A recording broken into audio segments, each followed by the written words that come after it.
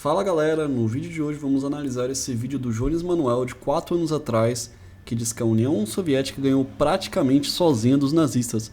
Vamos ver se isso é verdade. Já deixando claro que apesar desse vídeo ser antigo, a visão comunista sobre o assunto se mantém exatamente igual, e é uma visão que ignora diversos documentos históricos por motivos meramente ideológicos. Vamos ao vídeo. Em mais um vídeo do nosso quadro Ajuda Professor, a gente vai debater um dos eventos históricos que é talvez o mais documentado de todos.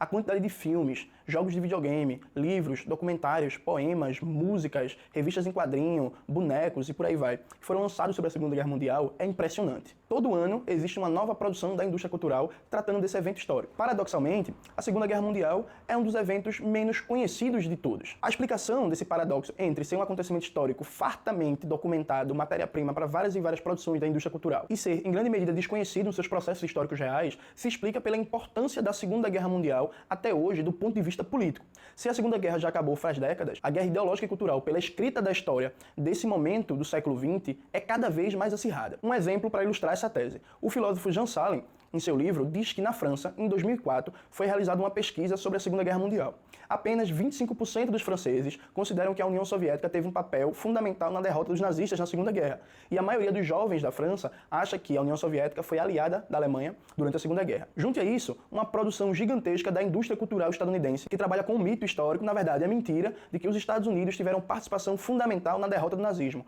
Colocam o dia D, o desembarque dos aliados na Normandia, como a batalha determinante na derrota do regime hitleriano, e que os Estados Unidos que deram a contribuição fundamental para livrar o mundo do nazismo. Nesse tipo de produção cultural, o Capitão América acaba sendo o grande herói de libertação do jugo nazista. Aliado a esse tipo... Bom, primeiro, a participação dos Estados Unidos foi fundamental? Sim. A participação da União Soviética foi fundamental? Também. Note que as duas coisas não são mutuamente exclusivas. Pode haver sim um exagero sobre a participação dos Estados Unidos na guerra, mas isso não significa que a sua participação não tenha sido fundamental. Só de dinheiro emprestado através do Lend-Lease para a União Soviética foram cerca de 11,3 bilhões de dólares. Para os dias de hoje esse valor nem soa tão impressionante, mas com as correções monetárias esse valor seria equivalente a 180 bilhões de dólares. Para vocês terem uma noção, o PIB de um dos países mais desenvolvidos do mundo, a Nova Zelândia, é cerca de 250 bilhões de dólares. Isso considerando apenas o dinheiro emprestado para a União Soviética. No total, os Estados Unidos emprestou para os aliados cerca de 50 bilhões de dólares, que nos dias de hoje seria aproximadamente 700 bilhões. Sem esse dinheiro, os aliados dificilmente poderiam ter se mantido na guerra. Afinal, eles precisavam não só de armamentos, mas também de equipamentos, kits médicos, roupa, comida, combustível. Tudo isso foi essencial para a vitória aliada. Para deixar completamente clara essa questão, vamos dar uma olhada no que Nikita Khrushchev, que foi sucessor de Stalin na governança da União Soviética, escreveu em seu memorial. Se comparações devem ser feitas, nós gastamos menos na guerra contra o Japão do que Estados Unidos e Reino Unido gastaram na derrota da Alemanha de Hitler. Suas contribuições na guerra contra a Alemanha foram relativamente maiores do que a contribuição soviética contra o Japão, mesmo que a vitória sobre a Alemanha tenha sido principalmente soviética, que se deu através do banho de sangue soviético e pela despesa e depredação dos nossos recursos. É claro, pelo programa de Lend-Lease, eles nos deram a provisão essencial. Até Stalin admitiu isso em conversas privadas com os líderes soviéticos. Várias vezes eu ouvi ele dizer: se não fossem os americanos e os britânicos nos ajudando com Lend-Lease, nós não teríamos sido capazes de lidar com a Alemanha sozinho. Nós tínhamos perdido muito. Khrushchev não tinha motivos para mentir sobre isso, mas muita gente não gosta dele porque ele foi um dos denunciantes das atrocidades de Stalin. Então vamos dar uma olhada no que o próprio Stalin diz numa mensagem para Roosevelt no final de 1941.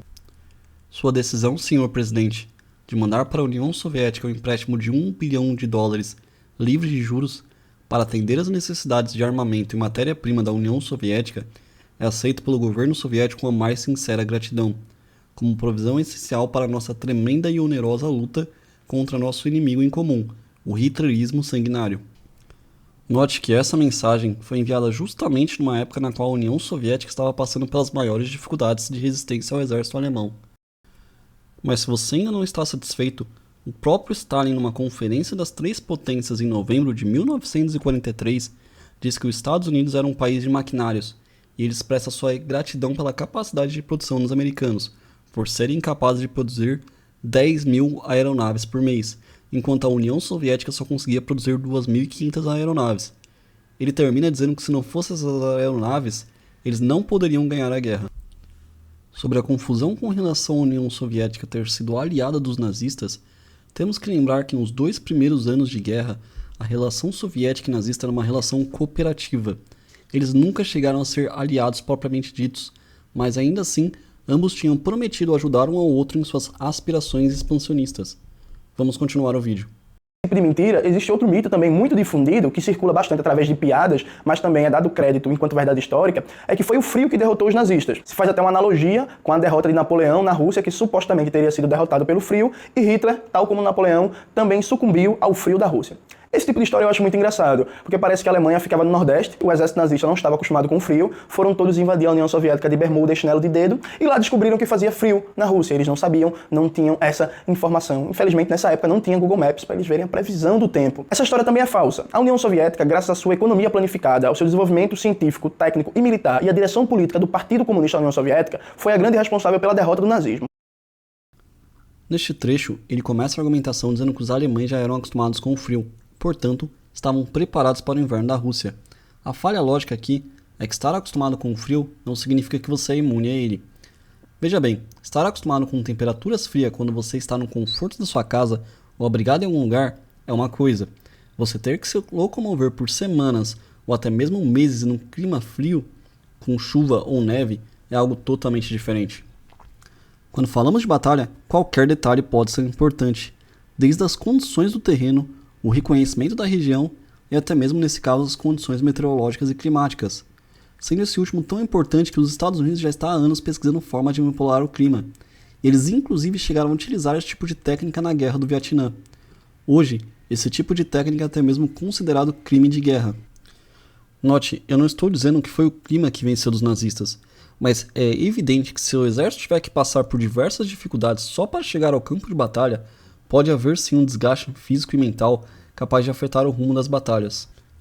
Agora, sobre ter sido a economia, tecnologia e planejamento soviético que derrotou os nazistas, se isso fosse verdade, eles nem teriam chegado ao ponto de terem quase sucumbido perante a máquina de guerra alemã. Como vocês podem ver no mapa, em apenas 2 meses o exército nazista já havia conquistado Bielorrússia, países bálticos, Polônia Oriental e grande parte da Ucrânia, áreas que faziam parte do domínio soviético. Em 6 meses, os nazistas já estavam lutando pelo domínio de Moscou. Se os soviéticos tivessem tudo sob controle, nem sequer teriam deixado chegar nesse ponto. É claro, a defesa de Moscou foi fundamental para que eles continuassem na guerra, mas outras batalhas também aconteciam nas outras frentes, o que acabou dividindo o exército alemão e possibilitando a defesa soviética. Mas antes de entrar propriamente na dimensão militar do conflito, é fundamental desfazer alguns mitos muito difundidos tanto à direita quanto à esquerda. Primeiro mito, é muito dito que Hitler confiava em Stalin e Stalin confiava em Hitler. Então o pacto de não agressão germano-soviético, chamado de Molotov-Ribbentrop, que era o nome dos ministros das relações exteriores de ambos os países, seria a confirmação dessa confiança e afinidade que Hitler tinha por Stalin e Stalin por Hitler. Aliado a isso, essa mesma lenda diz que tanto Stalin como a direção do Partido Comunista da União Soviética foram surpreendidos pela invasão dos nazistas sobre a União Soviética. Eles achavam que essa invasão não iria acontecer. Isso é totalmente falso. E, embora falso, é bastante divulgado. Está no livro de Hannah Arendt, As Origens do Totalitarismo, como está no livro do documentarista da BBC, historiador Lawrence Hess, no seu livro Stalin, os Nazistas e o Ocidente. Como provar que isso é falso? A primeira coisa e fundamental de tudo. Ao que parece, fala-se muito de Hitler, mas ninguém lê o que ele escreveu. Hitler, no seu livro, chamado Minha Luta, ele diz explicitamente que seu objetivo político é estabelecer uma colônia para o Império Alemão na região que corresponde à União Soviética, escravizar os povos da região, que ele chama de eslavos, por serem raças inferiores, e, enquanto raças inferiores, eles deveriam servir como força de trabalho escravo para o Terceiro Reich. Aqui, Jones Manuel está dizendo que apesar do pacto de não agressão Molotov-Ribbentrop ter sido firmado, não havia confiança entre Hitler e Stalin, pois com base no próprio livro do Hitler, Stalin sabia que ele invadiria a União Soviética. Bom, antes de entendermos a natureza do pacto Molotov-Ribbentrop, é necessário entender o contexto na qual ele foi firmado. Na década de 30, diversos avanços foram feitos no que diz respeito às relações entre a União Soviética e as potências ocidentais. Em 1928, Estados Unidos e França promoveram um pacto de paz internacional no qual os países se comprometiam a não utilizar a guerra como arma política. Apesar das discussões internas, a União Soviética não demorou muito para assinar esse pacto. Em novembro de 1933, os Estados Unidos finalmente reconhecem a União Soviética. Em 1934, a União Soviética entra para a Liga das Nações, análogo à ONU dos dias de hoje. Em 1935, França e União Soviética começam a conversar sobre um pacto de assistência mútua. O ministro francês responsável por essa negociação foi assassinado, e o novo ministro estava muito menos disposto a negociar com a União Soviética. Ainda assim, devido à declaração de rearmamento da Alemanha, o pacto acabou sendo firmado, desmentindo aquela ideia de que as potências ocidentais tinham mais medo dos comunistas do que dos nazistas. Grande parte desses feitos aconteceram por causa de alguém chamado Maxim Litvinov, que era o ministro das Relações Exteriores da União Soviética. Litvinov é visto como alguém que por muitas vezes defendeu o desarmamento e a paz, e sempre prezou por manter boas relações com outros países, algo que era de certa forma até meio contraditório com as aspirações revolucionárias da União Soviética. Em 1939, ele resolve então propor um pacto entre Reino Unido, França e União Soviética. Esse pacto tinha como objetivo impedir os avanços da Alemanha na Europa, que por sua vez já tinha se remilitarizado e ameaçava a Polônia e a União Soviética, países que 15 anos antes Hitler realmente havia dito que iria conquistar para fazer o Lebensraum, ou em português, o espaço vital. Até então, a política dos países ocidentais era de evitar ao máximo a guerra, abrindo até mesmo concessões para a Alemanha, como foi o caso do Tratado de Munique. Isso se dá porque as perdas da Primeira Guerra ainda existiam no imaginário comum, e além disso, o mundo tinha acabado de passar por uma das maiores crises da história, a crise de 29. As negociações entre os soviéticos, britânicos e franceses foram tão complexas que daria para fazer um vídeo inteiro explicando cada detalhe do que aconteceu, mas vamos tentar dar uma olhada de forma simplificada em cada ponto que impediu a conclusão desse tratado. O primeiro ponto é que os franceses estavam muito mais dispostos a aderir a essa aliança do que os britânicos. Isso acabou acarretando em uma demora de resposta muito grande por parte dos britânicos. Nessa época, Stalin estava voltando a se interessar pelas relações exteriores, e precisando de alguém que pudesse representar a União Soviética como um verdadeiro bolchevique, ele força Litvinov a renunciar do cargo, e coloca Molotov em seu lugar. Diferente de Litvinov, Molotov não estava acostumado com a diplomacia ocidental. Por vezes ele acabava agindo de forma desagradável e rude, o que acabou gerando atritos nas negociações também. No que tange ao tópico da reciprocidade, a proposta inicial dos soviéticos era um pacto de assistência mútua que incluía a França, Reino Unido, União Soviética e talvez até a Polônia. As potências ocidentais propuseram uma contraproposta para os soviéticos que incluiria também a Romênia. Isso acabou iniciando uma discussão com relação aos países que faziam fronteira com a União Soviética, como por exemplo a Finlândia, Estônia e Letônia. Para os soviéticos, era muito importante que esses países também fossem assegurados. Isso acabou gerando certas discussões. Uma outra questão que foi levantada pelos soviéticos era o que aconteceria caso os estados bálticos como Estônia, Lituânia ou Letônia entrassem num acordo com Hitler. Na visão britânica e francesa, nem a opinião pública nem outras potências aceitariam que a União Soviética invadisse um país independente e soberano. A partir disso, iniciou-se discussões sobre agressões indiretas e como lidar com elas. Era evidente que os britânicos e franceses tinham medo de que a União Soviética pudesse usar essa aliança para invadir outros territórios. No final das contas, nenhum dos dois lados foi capaz de definir o que seria considerado uma agressão indireta. Após meses de negociações, o que de fato foi o maior empecilho para essa tríplice aliança foi a logística militar. Os aliados queriam que, caso a Polônia fosse invadida pela Alemanha, a União Soviética entrasse em ação ao socorro dos poloneses. O ponto é que depois da Primeira Guerra Mundial, houve uma guerra entre poloneses e soviéticos, e por causa disso a Polônia não queria de forma alguma receber ajuda soviética. Eles temiam que caso o Exército Vermelho entrasse no país, eles jamais saíssem. Paralelamente, um outro lado da história se desenrolava. No momento que há a troca de Litvinov por Molotov, a Alemanha passa a desconfiar que as negociações com o Reino Unido e França não iam bem. Litvinov, por ser judeu, jamais se negociaria com a Alemanha, então essa troca permitiu que a Alemanha se aproximasse. Isso significa que em todos esses meses que Molotov negociava com os britânicos e franceses, ele estava fazendo um jogo duplo e também estava negociando com os alemães, sendo que muito provavelmente a linha principal de negociação fosse a dos britânicos e franceses, mas dado que essa não estava tomando o rumo desejado, eles preferiram firmar o pacto Molotov-Ribbentrop, cancelando de forma definitiva as negociações com França e Reino Unido.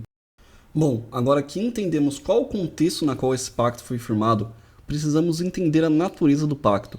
É muito dito por historiadores comunistas de que esse pacto foi meramente um pacto de não agressão, o que é deliberadamente um erro historiográfico. Na verdade, para o mundo, o pacto era apenas de não agressão, enquanto para os nazistas e soviéticos havia um protocolo secreto que delimitava quais eram as áreas de influência da União Soviética e da Alemanha. Para não restar dúvidas quanto a isso, vamos dar uma olhada nesse documento histórico do protocolo secreto. Ao assinar o pacto de não agressão entre o Reich alemão e a União das Repúblicas Socialistas Soviéticas, os plenipotenciários signatários dos dois lados discutiram em estrita confidencialidade a questão da delimitação das suas respectivas esferas de influência na Europa Oriental. Essa discussão levou ao seguinte resultado. Cláusula número 1. No evento de rearranjos políticos ou territoriais nas áreas que pertencem aos Estados Bálticos, Finlândia, Estônia, Letônia ou Lituânia, a fronteira norte da Lituânia deve representar o limite das esferas de influência da Alemanha e da União Soviética. O interesse na Lituânia, com respeito ao distrito de Vilnius, é reconhecido por ambas as partes. Cláusula número 2. No evento de rearranjos políticos ou territoriais nos distritos que formam a República Polonesa, a fronteira das esferas de influência da Alemanha e da União Soviética correrá aproximadamente ao longo dos rios Pisa, Nareu, Vístula e San. A questão se é de interesse de ambas partes a manutenção de um Estado polonês independente e como tal Estado será limitado só pode ser determinado definitivamente no curso de futuros desenvolvimentos políticos. De qualquer forma, ambos os governos vão resolver essa questão com um pacto amigável. Cláusula 3. Com relação à Europa Sudeste, a atenção é chamada pelo lado soviético no interesse na Bessárábia. O lado alemão declara seu completo desinteresse nessas regiões. Esse protocolo deve ser tratado por ambas partes como confidencial. Se de um lado, França e Reino Unido jamais permitiriam que a União Soviética invadisse outros países da região, os nazistas não só não se importavam com isso, como também estavam dispostos a dividir. E se esse pacto, na teoria, não tinha pretensão de ser um pacto militar, na prática a União Soviética e a Alemanha combinavam de fazer invasões em conjunto para que pudessem dominar essas respectivas áreas de influência de forma mais fácil. Podemos confirmar isso através dos telegramas enviados para a embaixada alemã na União Soviética. Muito urgente, exclusivamente para o embaixador, estritamente secreto, para o chefe da missão ou seu representante pessoal, ultra secreto, para ser decodificado especificamente por ele, sigilo mais estrito. Nós definitivamente esperamos ter derrotado o exército polonês decisivamente em poucas semanas. Nós então ficaríamos com as áreas que foram estabelecidas em Moscou como esferas de influência alemã sob ocupação militar. Nós, naturalmente, por motivos militares, teríamos que avançar contra as forças do exército polonês em áreas que atualmente fazem parte da Polônia que pertence à área de influência da Rússia. Por favor, discuta isso com Molotov, para ver se a União Soviética não considera desejável para as forças russas se moverem no tempo certo contra as forças polonesas nas áreas de influência russa, e por sua vez ocupar esse território. Estimamos que isso não seria só um alívio para nós, mas também, dados os tratados feitos em Moscou, seriam de interesse da União Soviética. A este respeito, por favor, determine se podemos discutir esse assunto com os oficiais que acabaram de chegar aqui, e o que a União Soviética espera da posição deles. Como podemos ver, os dois países estavam fazendo planos para invadir em conjunto a Polônia. O embaixador alemão na União Soviética responde esse telegrama dizendo que o Exército Vermelho ainda não estava pronto para a batalha. Mas como a invasão alemã acabou avançando tão rápido, os soviéticos resolveram ajudar a destruir completamente o exército polonês. Nesse outro telegrama, podemos ver até mesmo a desculpa que os soviéticos queriam usar por ter invadido a Polônia. Suplementando meu telegrama número 310, de 9 de setembro, e com referência à conversa ao telefone de hoje com o ministro exterior do Reich.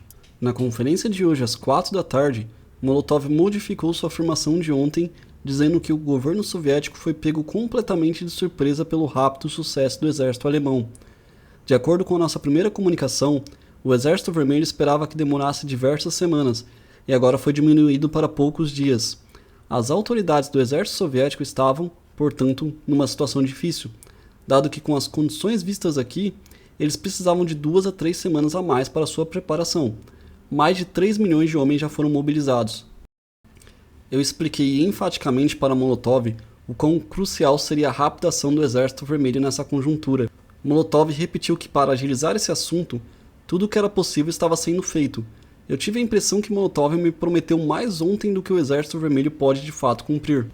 Então Molotov acabou indo para o lado político do assunto, e afirmou que o governo soviético tinha intenção de se aproveitar do avanço das tropas alemãs para declarar que a Polônia estava caindo aos pedaços, e que era necessário para a União Soviética, por consequência, ir ao socorro dos ucranianos e dos russos brancos ameaçados pela Alemanha.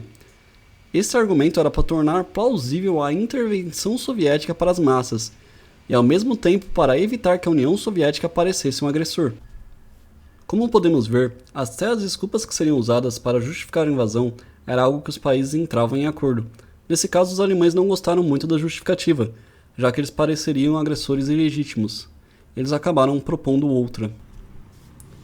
Então, voltando à questão da confiança, é evidente devido a essas provas históricas que havia sim confiança de ambos os lados.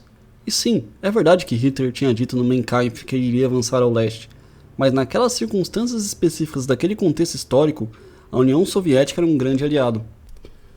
Outra evidência dessa grande parceria é que além desse pacto político havia também um pacto comercial. Naquela época, muitos países não queriam negociar com a Alemanha, mas a União Soviética, logo após o firmamento desse pacto político, firmou também um pacto comercial que serviu para abastecer a Alemanha de todo tipo de matéria-prima que ela precisava para manter a máquina de guerra funcionando. Tá, mas se a Alemanha e a União Soviética eram aliados tão grandes, por que Hitler resolveu atacá-la? Como podemos ver no mapa, no meio de 1940 a União Soviética já havia dominado completamente grande parte dos territórios que faziam parte da sua área de influência, segundo o que foi estipulado no protocolo secreto, e ela tinha invadido inclusive uma parte da Finlândia. Isso acabou mudando a opinião pública alemã sobre a União Soviética, afinal, eles estavam invadindo um país de povos nórdicos. Essa dificuldade era gerada porque as massas não tinham noção do protocolo secreto. A Alemanha também tinha algumas bases militares na Finlândia, que acabou piorando ainda mais essa situação. Outras tensões também foram geradas por uma breve falta de abastecimento do pacto comercial por parte dos russos. E por fim, algumas operações militares da Alemanha na Romênia acabou gerando tensão porque os russos precisavam ser avisados com antecedência, dado que foi estipulado no pacto Molotov-Ribbentrop. A queda dos países bálticos também fez com que a Alemanha se tornasse refém da matéria-prima soviética, e tudo isso acabou fazendo com que Hitler retomasse seu sonho antigo de dominar aquelas terras férteis da Rússia e destruir o bolchevismo. Apesar disso, nem todo mundo estava convencido que invadir a União Soviética seria o melhor dos caminhos. Schellenberg, que era o embaixador alemão na União Soviética, já estava pensando num pacto que contemplaria os 4 poderes desde a queda da França. Ele chegou a escrever um memorando explicando que invadir países como Ucrânia, Bielorrússia e países bálticos seria um fardo econômico muito grande para a Alemanha, então ele não concordava com essa invasão da União Soviética. Em outubro de 1940, Stalin requisitou que Molotov fosse permitido a conversar com Hitler para que ambos pudessem decidir o futuro das duas nações. Stalin, por carta, se mostrou grato a Ribbentrop depois que Molotov foi convidado a ir a Berlim. Um mês depois, Molotov foi a Berlim iniciar as discussões que colocariam a União Soviética no eixo. Para Hitler, esse novo pacto entre as 4 potências não tinha um papel militar muito grande, pois segundo ele o Reino Unido já havia sido praticamente derrotado, só bastando de fato ceder, e os Estados Unidos com sua política de neutralidade não ousaria pisar o pé na Europa. O real objetivo desse pacto entre União Soviética, Japão, Itália e Alemanha era definir as esferas de influência de cada país. O ponto principal dessas negociações é que os alemães tentaram influenciar os soviéticos a ficarem com qualquer região compreendida entre o centro-sul da União Soviética até o Mar da Índia. Porém, os soviéticos estavam muito preocupados com a região sudeste da Europa chamada de Balcãs, que compreende países como Bulgária, Romênia, Grécia, Turquia e outros. Mas essa região já fazia parte da área de influência da Itália. Molotov então volta para a Rússia com um rascunho do pacto, mas Stalin, em vez de concordar com o que foi discutido em Berlim, resolve direcionar Molotov para fazer uma contraproposta, que por sua vez tinha um escopo bem maior e dividia a Europa, a Ásia e a África entre os 4 poderes. Essa nova proposta também compreendia um papel ativo da Bulgária, que praticamente se tornaria parte do eixo, e além disso aumentava a proporção do pacto comercial de forma massiva. Enquanto alguns oficiais alemães consideraram essa proposta um exemplo de boa-fé soviética, Hitler não gostou nem um pouco, pois para ele esse pacto desafiava o interesse alemão na região dos Balcãs. Depois disso, a relação dos dois países nunca mais foi a mesma, e apesar das várias tentativas de conversa por parte de Molotov, Hitler nunca nem sequer respondeu essa proposta. Depois desse contexto todo, fica evidente que o mínimo de confiança entre ambas partes existia sim, mas uma confiança que foi se deteriorando ao decorrer do tempo. Afinal, ambos tinham uma sede expansionista muito grande, que acabou gerando conflitos de interesse. O programa de Hitler de invasão da União Soviética foi escrito, discursado, falado abertamente durante todos os anos de 1930. No livro de Hitler, O Minha Luta, já citado, ele não só afirma abertamente que pretende invadir e escravizar os povos da União Soviética, como ele diz que seu grande exemplo é o regime de supremacia racial nos Estados Unidos. Hitler diz que os americanos, que também pertencem à raça germânica, deram um exemplo de como estabelecer um sistema de pureza racial a partir das leis de segregação Jim Crow, vigentes no sul dos Estados Unidos, e de como trataram a raça inferior, já que os americanos conseguiram escravizar e dizimar, em sua maioria, os indígenas peles vermelhas através da marcha para o oeste. Bom, é mentira que o Hitler tenha se baseado nas leis de segregação racial dos Estados Unidos. Hitler diz em seu livro que os Estados Unidos eram o único país que fazia algo parcial com relação à raça. Note a palavra parcial. Claramente, para ele, as leis de Jim Crow não eram suficientes. Outro ponto importante é que o livro de Hitler foi lançado em 1925, e a visão dele sobre os Estados Unidos também sofre modificações ao decorrer do tempo. Inicialmente, para Hitler, o sucesso dos Estados Unidos era causado porque o povo descendia da raça ariana. Porém, em 1929 acontece a Grande Depressão, e os Estados Unidos foi um dos países que mais demorou para se recuperar. Isso acaba gerando uma mudança de paradigma, e na visão doentia de Hitler, ele passa a acreditar que esse fracasso econômico é causado pela imigração de outras raças e pela grande quantia de judeus que havia no país. Em diversos discursos nazistas dos anos 30, é ressaltado como os Estados Unidos são controlados pelos judeus. No material utilizado como ensino nas escolas, é ressaltada a grande quantia de pessoas de outras raças vivendo nos Estados Unidos e o quanto isso era nocivo para o país. Então não, Hitler definitivamente não acreditava que o modelo dos Estados Unidos fosse o ideal.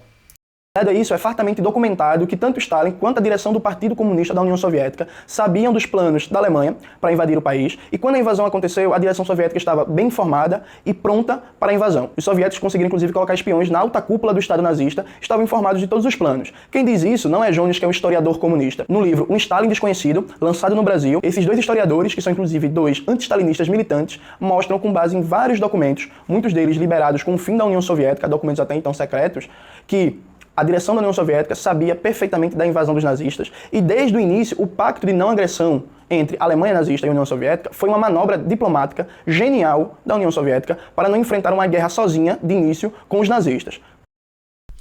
Sobre Stalin ter sido surpreendido pela invasão alemã, o que sabemos é que naquele ano simulações de guerra foram feitas por Georgy Zhukov, que foi o principal general do Stalin.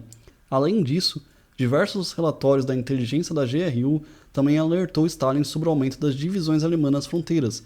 Até mesmo planos de guerras foram feitos para atacar a Alemanha. O ponto principal aqui é que, apesar de tudo isso, não houve uma mobilização maior por parte da União Soviética. É bem provável que Stalin acreditasse que Hitler só iria invadir após dominar completamente a Grã-Bretanha, e por isso o exército só foi avisado de uma possível invasão alemã um dia antes. Então, apesar dele ter ciência que os alemães poderiam atacar, ele claramente não se preparou o suficiente acreditando que esse ataque iria demorar mais tempo. Outro ponto importante sobre isso é que o pacto comercial que abastecia a Alemanha de matéria-prima foi cumprido até praticamente a data de invasão. Se Stalin acreditasse que Hitler ia invadir tão cedo, não faria sentido manter o envio de materiais essenciais para a continuidade da guerra. Durante toda a década de 30, a política externa da União Soviética era buscar uma série de parcerias com os países capitalistas que tinham regimes liberais contra o nazismo. Então Stalin tentou firmar várias alianças com a Inglaterra, com a França e com os Estados Unidos contra os nazistas. Só que essas tentativas da diplomacia soviética foram sistematicamente rejeitadas.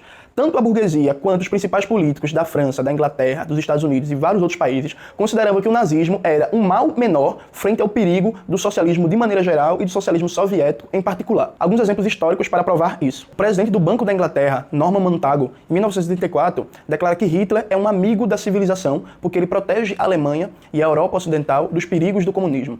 Ludwig von Mises, no seu livro Sobre o Liberalismo, ainda nos anos 30, declara que o fascismo prestou um grande papel à civilização, livrando a Europa dos perigos da Revolução Comunista. Na França, era muito comum ouvir-se, especialmente a partir de 1936, com os êxitos eleitorais da Frente Popular, formada por comunistas e socialistas, que era melhor o nazismo do que os comunistas no poder. Essa é uma das razões que, inclusive, explica por que a classe dominante, a burguesia francesa, praticamente não resistia ao nazismo e criou um regime de colaboração. Winston Churchill, primeiro-ministro da Inglaterra, que depois ficou famoso por conduzir a Inglaterra durante a guerra contra os nazistas, quando Mussolini subiu ao poder, apoiava o regime de Mussolini, o admirava bastante e também disse que Mussolini salvou a Itália do perigo dos comunistas. Antes de estourar a Segunda Guerra Mundial, todos os avanços colonialistas dos regimes fascistas foram apoiados pelas potências liberal-democráticas. Então, quando a Itália fascista devorou a Etiópia, o último estado livre da África, as potências liberais aplaudiram. Quando o Japão começou a devorar a China, essas potências também aplaudiram. Quando os fascistas tentaram tomar o poder na Espanha, a União Soviética foi o único país que apoiou as forças republicanas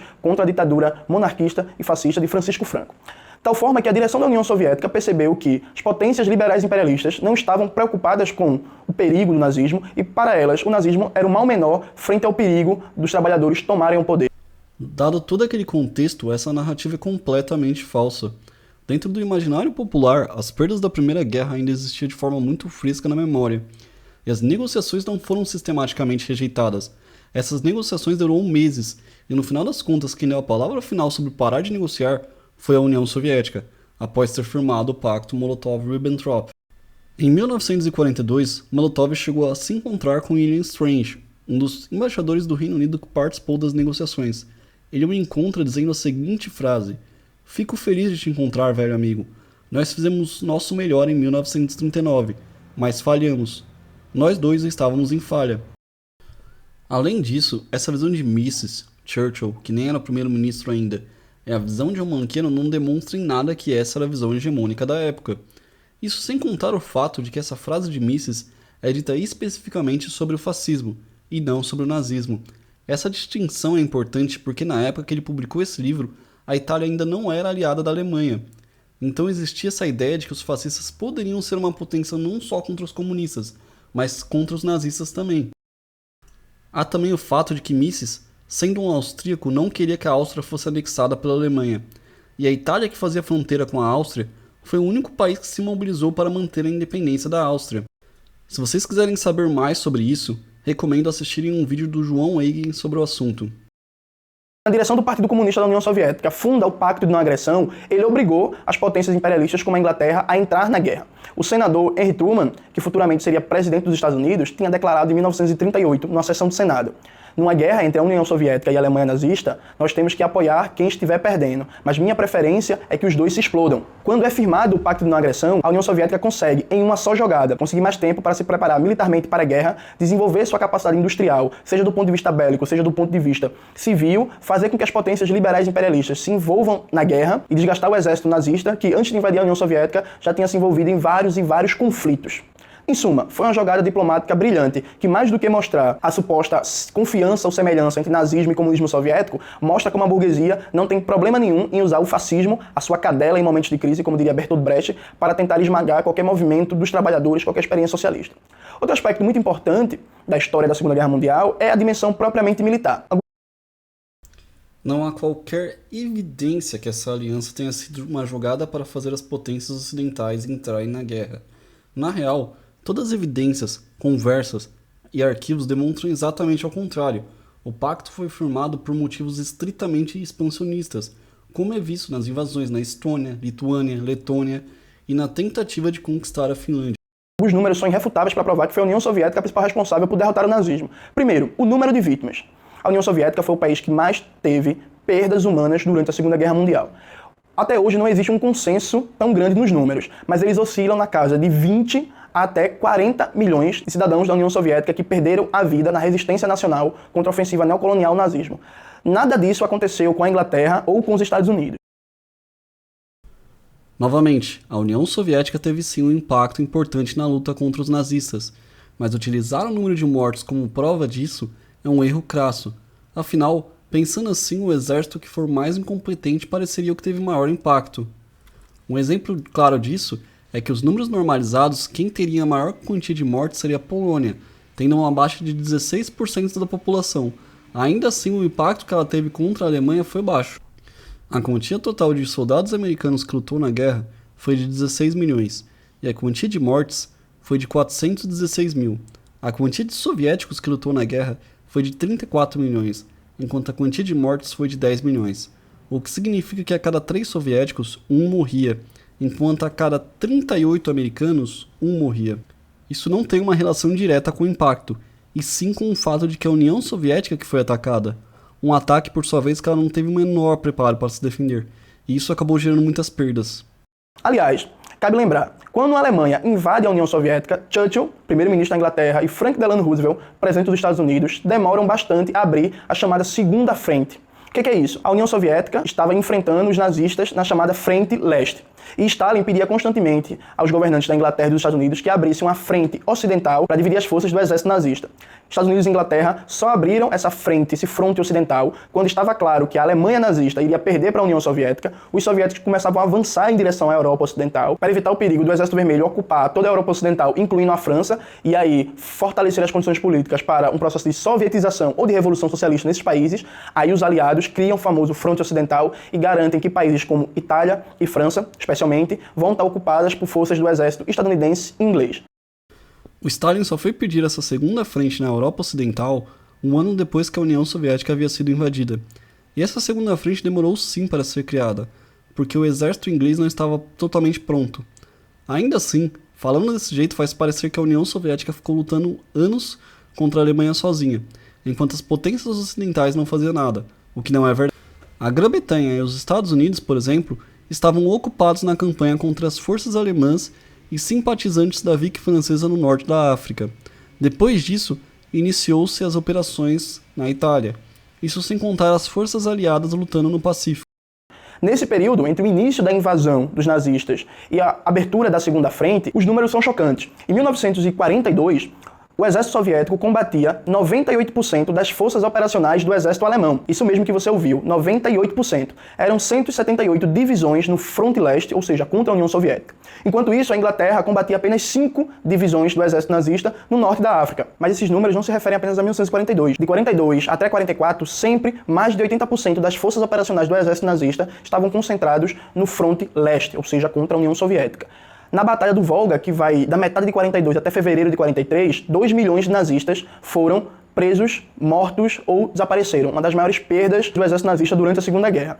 Na famosa Batalha de Stalingrado, cantada em verso, prosa e poema por vários grandes nomes do século XX, como Carlos Drummond de Andrade, os números também são assustadores. O bloco fascista perdeu na Batalha de Stalingrado, entre mortos, feridos, prisioneiros e desaparecidos, quase 1,5 milhões de soldados e oficiais, cerca de 3 mil tanques e caminhões motorizados, mais de 12 mil canhões e morteiros, até 4.400 aviões, ou seja, uma quarta parte de sua frota que atuavam no fronte soviético alemão. Como esses números mostram, depois da Batalha de Stalingrado, o destino da Segunda Guerra Mundial já tinha sido mais ou menos definido. Estava claro para todo mundo que a Alemanha iria perder para a União Soviética. Quando acontece o desembarque dos aliados na Normandia, isso é em junho de 1944. A Segunda Guerra já estava totalmente definida, já era claro que os nazistas iriam perder a guerra e a União Soviética já tinha dado a grande contribuição fundamental na derrota desse movimento bárbaro.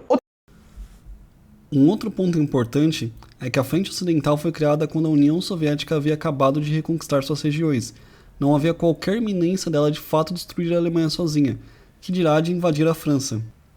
E essa ideia de que o exército soviético lutava sozinho contra o exército alemão também é falsa. Se formos olhar os números totais de baixas alemãs que aconteceu no norte da África e na Itália, foi cerca de 250 mil. Na França e Bélgica, foram cerca de 520 mil. As duas questões sobre a Segunda Guerra Mundial que são importantes esclarecer é que, durante a resistência soviética, a invasão nazista, Joseph Stalin, o principal líder da União Soviética nesse momento histórico, teve um papel ativo e brilhante na condução da estratégia militar. Não passa de um mito, sem qualquer fundamentação histórica, a ideia de que Stalin, ao início da Segunda Guerra, entrou em depressão, ficou escondido, passou vários dias sem dar qualquer tipo de comando aos seus subordinados e pensou inclusive até em se matar, porque as derrotas iniciais da União Soviética para a Alemanha nazista foram muito grandes. Esse mito surgiu no famoso 20º Congresso do Partido Comunista da União Soviética, quando Nikita Khrushchev leu o seu relatório secreto e divulgou essa história. Mas ela não tem qualquer base histórica e, mais uma vez, citando os autores do livro Um Stalin Desconhecido, Já está mais que provado do ponto de vista documental que isso nunca aconteceu. Todas as biografias dos generais, todos os documentos do Estado, os despachos, os decretos, mostram que desde o início da guerra, Stalin estava atuando e, como bem mostra Domênico Losurdo, citando vários e vários especialistas na história da Segunda Guerra Mundial, a condição política e militar. Bom, de fato, a maior parte dos historiadores considera que essa história é um exagero. O que sabemos é que no diário de reuniões de Stalin, logo após a invasão, houve diversas reuniões com generais e pessoas importantes do partido. Mas uma semana depois, a Alemanha já havia conquistado muitas vitórias, e nos dias 29 e 30, enquanto o exército alemão avançava de forma proeminente, Stalin não participou de nenhuma reunião. Ele ficou 2 dias totalmente sumido, o que é bem estranho. Então o que Nikita disse pode sim ser verdade, apesar dele ter provavelmente exagerado. A dada por Stalin na guerra foi, no geral, excelente e contribuiu de maneira decisiva para a vitória na Segunda Guerra. O último mito, importante de desfazer, é que, supostamente, a União Soviética teria perdido muitos territórios e pessoas no início da operação dos nazistas, porque Stalin teria matado antes a cúpula do Exército Vermelho, ou então, como já foi falado, ele acreditava que Hitler não invadiria a União Soviética e não estava preparado para a defesa militar do país.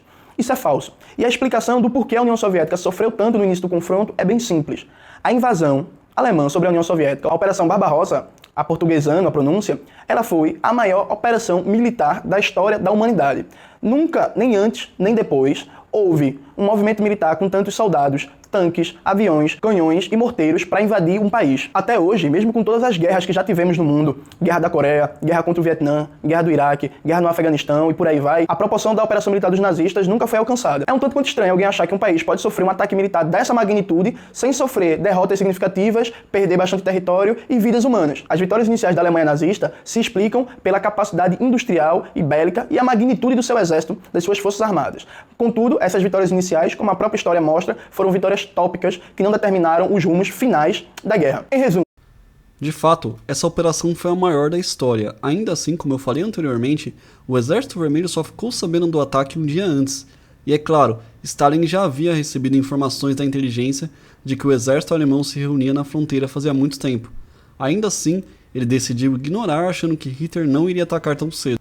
As perdas do Exército Vermelho foram única e exclusivamente causadas pelo fracasso de preparação de Stalin, e os alemães só não destruíram completamente a União Soviética porque os Estados Unidos e a Grã-Bretanha, desconhecendo do pacto secreto e das conversas de entrada no eixo da União Soviética, resolveram ajudar. Se não fosse isso, a União Soviética com certeza teria caído.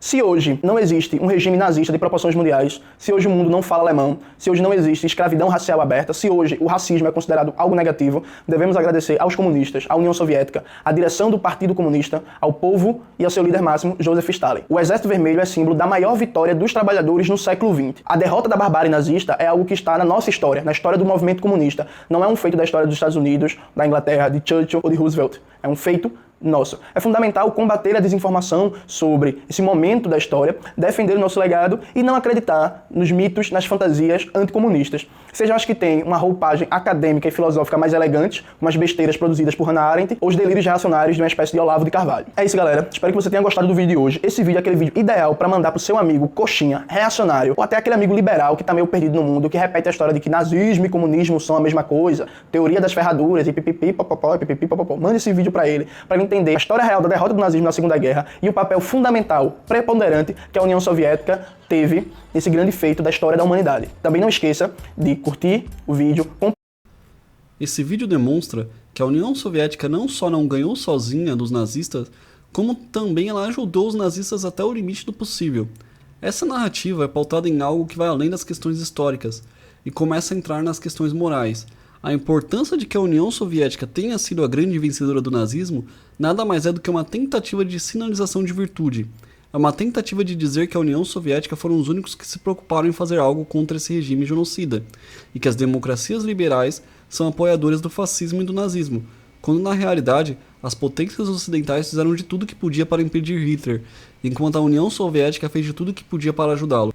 Chega a ser curioso como nenhum dos outros ditos historiadores comunistas citam o protocolo secreto, nem mesmo para tentar refutá-lo, mesmo sendo algo que hoje em dia é amplamente discutido dentro da historiografia soviética. É curioso também como fazem de tudo para ressaltar o ódio entre nazistas e soviéticos da década de 30, como uma prova de que Stalin nunca gostou de Hitler, quando na realidade esse ódio não é causado pelo fato de Hitler ter sido um genocida, e sim porque o fascismo ou o nazismo foram movimentos que disputavam a hegemonia ideológica da época. Nunca foi uma questão moral, sempre foi uma questão político-ideológica. Nem sequer dá para citarmos a teoria da ferradura aqui, porque Stalin e Hitler nunca foram completos opostos se atraindo. Eles na realidade foram tão iguais que não sobrava espaço ideológico nem territorial para os dois. Espero que tenham gostado do vídeo. Infelizmente não pude trazer todos os detalhes possíveis da Segunda Guerra porque é muita coisa, eu teria que fazer um vídeo de 10 horas. Mas qualquer dúvida podem deixar nos comentários e até a próxima.